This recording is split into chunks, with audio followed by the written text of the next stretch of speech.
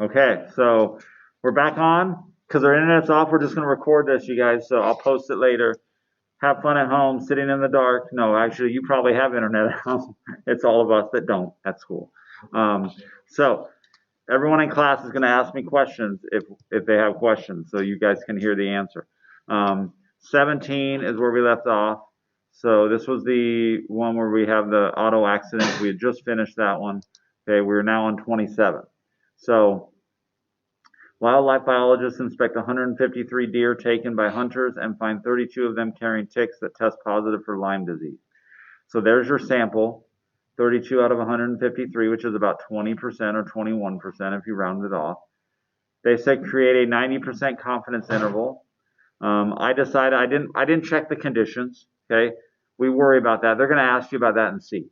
So we're just going to chill for about the conditions till we get to part C.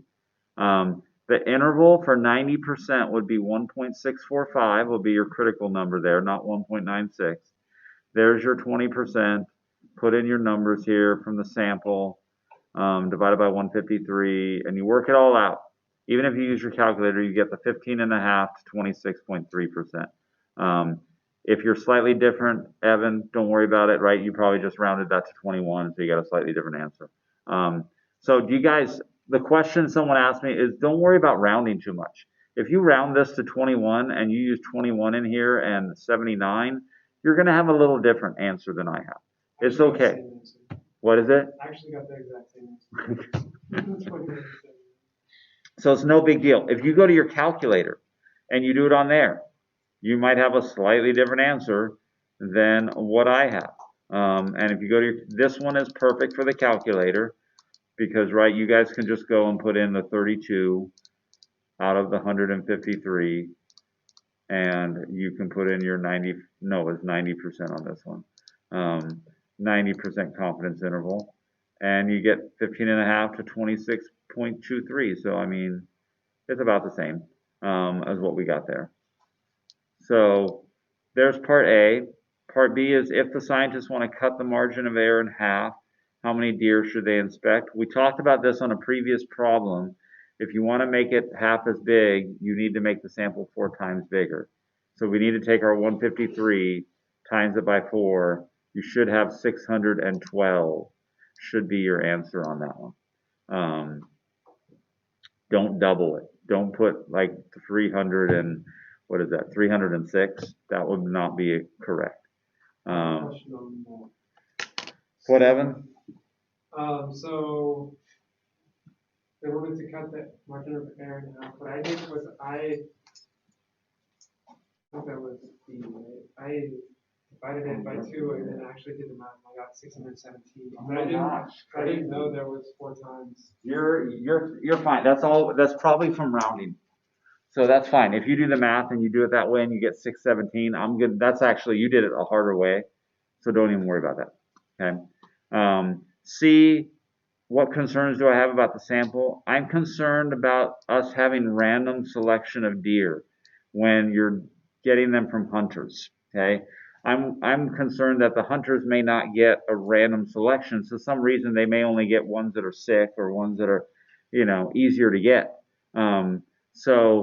And a hunters, I think there's certain deer they probably aren't allowed to shoot. So certain ages, I don't know, but ages, gender, I don't know. So, do we really have a random sample? Probably not. If we're just taking deer that are gotten by hunters. So I worry about that part. That's sort of your condition that we didn't talk about in A. I would worry about on C. Okay, 30 is one that we did have questions on. This is the one where you guys have to go backwards and solve for N. So we did an example like this in class, right? And then I just gave you 3 to do to try and see if you could get the right answers. On A, I got 541. On B, I got 1503. And on C, I got 13,526. Now, if you're slightly different, it's probably just rounding. I try not to round at all. So let me show you what I did like on B. I took the margin of error. I divided by the Z critical, 2.326. I get that number. I square that number. Gives me another number. I then take the 0.5, and I divide it by that answer, that really big answer that I got after I squared. That is what I get, 1502.85. We need to round it, so I round it to 1503, okay? That's basically, like, the formula doesn't change. It's always going to be whatever this number is here, divided by this, and then square it, and then do the top number here and divide it by whatever you already had on the calculator from that part. Okay, and it's always that. 50/50 come from? Yeah. What, Evan? Where did 50/50 come from? Oh, the 50/50 came from, we don't know the percentage. We don't know like what our sample is going to be. So when we're going to take a guess and just do 50/50. Here's why. If you look at that number in the top right there, right? If that number was like 40/60 or 30/70 or 20/80, right? Or 50/50, right? If you look at all of these, I want you to see what happens. When you multiply them, notice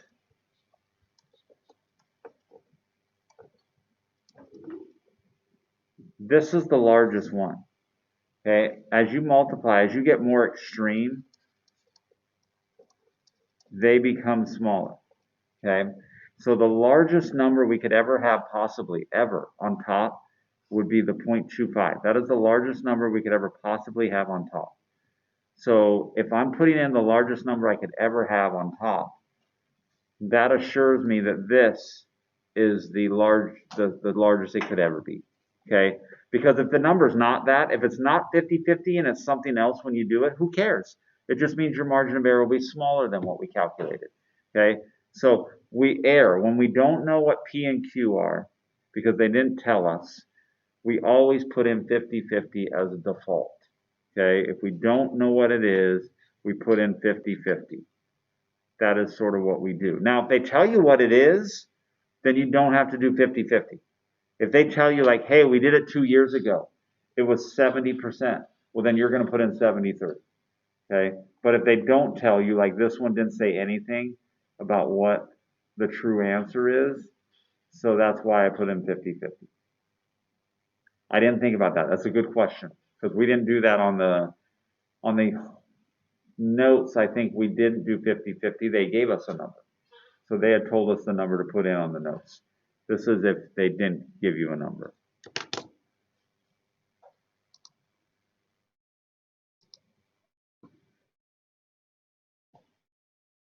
So that concludes chapter 19. Okay, it gets us through 30. This one, I don't know. I sort of think this is probably the hardest one. But I think once you've done enough of these, you start to know how to do it, and you don't really do it anymore in your head. You probably just go to your calculator and type in everything, and you know exactly what you need to do. So that's why I gave you 3 of these, right? You get to do 3, so by the time you get to C, you know exactly what you're doing, okay? You know that you're going to take the margin of error. This one was 0.01. You're going to divide it by the Z critical. You're going to square it. And then you're going to take your top number over there, 0.25, and you're going to divide it by that number. And there's your answer, right? And so we round it off to 13,526. So look, this is why people don't do 1% margin of errors. 1% margin of error, you needed a sample of 13,000. 3% margin of error, you only needed 1,500. Why would I do, right, 1%? Is it worth 2 more percent to cut your margin by a little bit, but you need to get, 12,000 more people?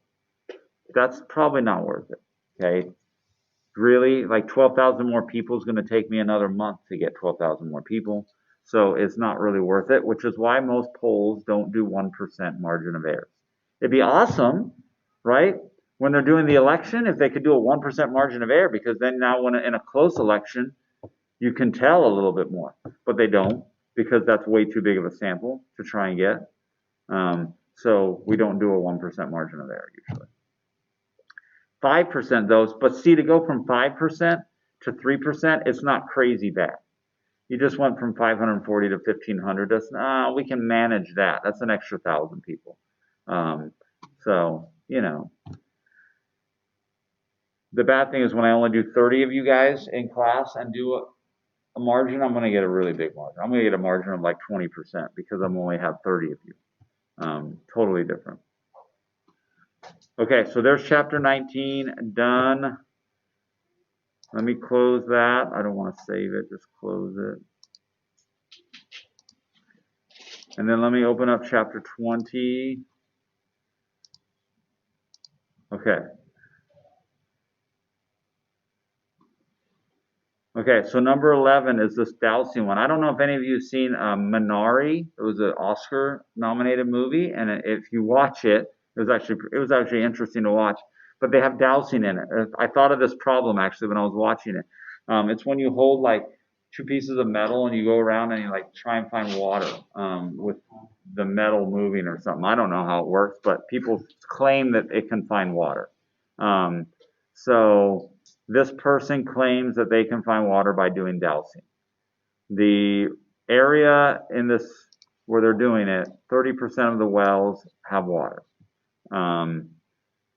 So we check this person's customers and find that 27 of their 80 customers have water. Okay. So we'd like to prove that basically their method is working better than randomness, right? Because they could randomly just be going out there and say there's water, and sometimes they'll find it and sometimes they won't. So our hypothesis on this is that if it was just truly random, they should find water in about 30% of the ones they do. Okay, because right, that's how many wells in that area have water. So we think like, okay, they should find water in about 30%. That's if it's truly random. If the person really has a skill that can work, they should get water in more than 30% because that would mean that they're better than just randomly looking. Okay, so better than 30% would be the alternative. That's the one we're going to try and prove. 27 out of 80. I don't even know what 27 out of 80 is. That means this person's customers. Okay. He only found water in 33%. That's going to be, we're going to have a tough time proving this is real, that it really is better than 30%. So you go to your conditions on the second part. Well, 80 wells, hopefully, they didn't say it was random, but I'm hoping that these are randomly selected 80. 80 is less than 10% of all the wells. We hope there's more than 800 wells in this area, which might be a little bit of a concern. And then do we have enough where we'd have enough successes and failures? Take the 80, times it by the null hypothesis number. So don't go by their sample. Don't go by the 27. Okay, go by the null hypothesis number. So 80 times the 0.3 is 24. 80 times 0.7 will be 56. They're both bigger than 10. So that is good. So conditions seem to be okay. I do worry about the first two, but that would be if they ask me later. I'm still going to go through and do the problem. I would just, if they ask me about it, I would say something. For part C, okay, this is where you guys probably run to your calculator, right? I showed you how it was worked out by hand to get the z-score at least, and then I got the p-value off my calculator. If you go to your calculator and do the whole thing, that's fine. Remember, you got to write down the name of the test you're running. So you write down a 1 proportion z test. The percentage is 0.3 for the null hypothesis. We had 27 wells out of 80 that found water. And we're trying to prove that this guy is better than 30%. So let's calculate. The z-score was 0.73, so he actually was a little better, but he was only about 0.7 standard deviations better. That gives us a p-value in that tail of 23%, which means it could have just happened randomly, okay, that he got 33% when we looked at our sample.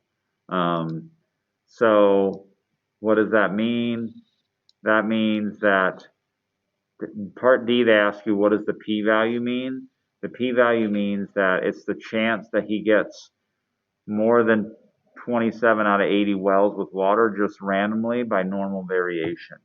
Okay, right? Given that the null is true. So given that the null is true, that really there's only 30% of wells that have water, the chance that he got 33% just randomly by variation. Okay, that is what the p-value represents. There's a 23% that he got 33%. I don't think he did it by skill. I think it was just random luck. Okay, and so that's why my conclusion will be that I failed to reject the null because the 0.232 is greater than 0.05. Okay, so I failed to reject. We don't have evidence that he found water at a higher rate than normal in that area. So remember, whenever you fail to reject, we wrote this in our notes, you're going to say we don't have evidence for the alternative. And this is where I'll talk about what the alternative was. The alternative was that he found water at a higher rate than 30%. That was the alternative. Any questions, you guys?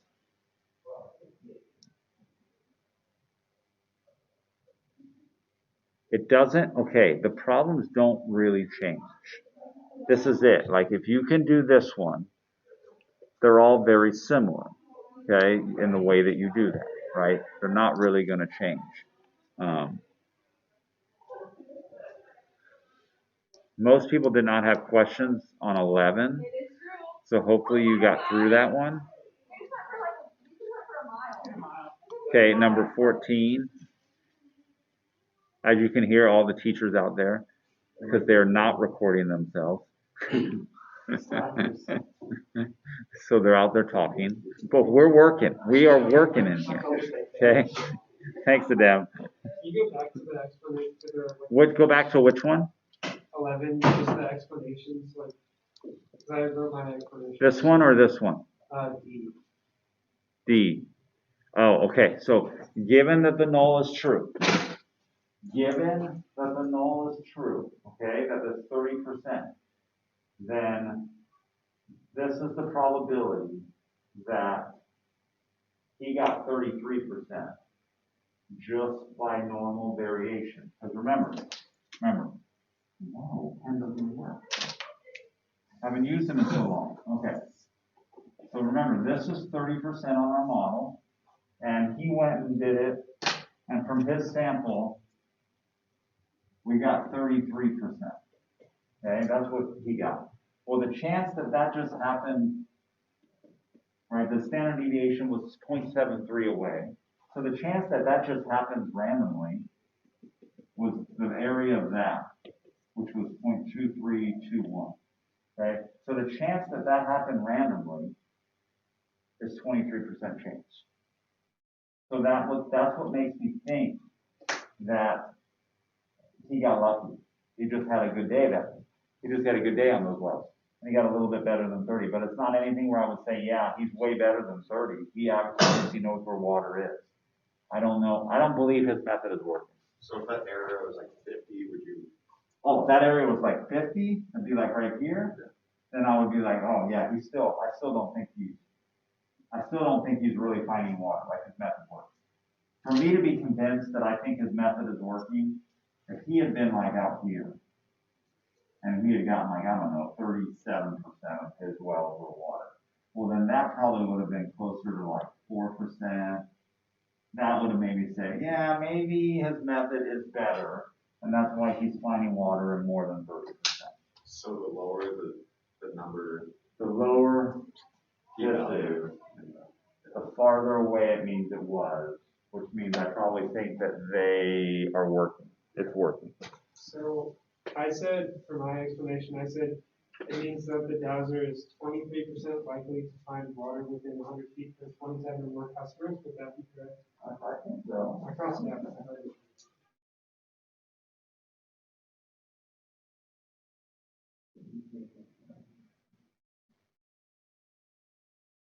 Yeah, that's right. Yeah. It's up to you. But make sure you say something about given that, you gotta say something about given that 30% is the true answer. Right? Given that there's only 30% of wells have water. The chance that he got 27 out of 80. Or actually, it's 27 out of 80 or more. Because, right, it's all of that. So if you value of 0.05 is like the threshold for when something becomes. What, Mike? So if you value of 0.05 is like the threshold for when. Usually 0.05 is that threshold. They can change the threshold on you. So if you read the problem, Micah, they might tell you that the threshold is 0.05. They might tell you, oh, we want the threshold to be 0.01. So they might change it on you. They might make it easier. They might say, oh, the threshold's only 0.1. So they'll tell you that. If they don't tell you that, then we just always use that. Okay. Okay, so let's go to the next one. The next one is 14. Okay, so we got right appropriate hypotheses. So this was like, I got to remember the problem. So in 1996, 31% of students had mothers that graduated from college. And in 2000, they did another sample of 8,000 students, and they found that 32% had a mother that graduated from college. So there is this evidence that there was a change in the percentage. So the null hypothesis is going to be that there was no change. It's still 31% out there. And then we're trying to prove that it changed, not increased, not decreased, okay, that it actually changed. Uh-oh, they all dispersed. Does that mean we have internet now? Let me check.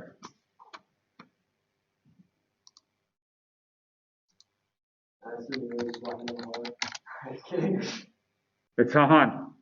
Woo! Okay, I'll stop recording.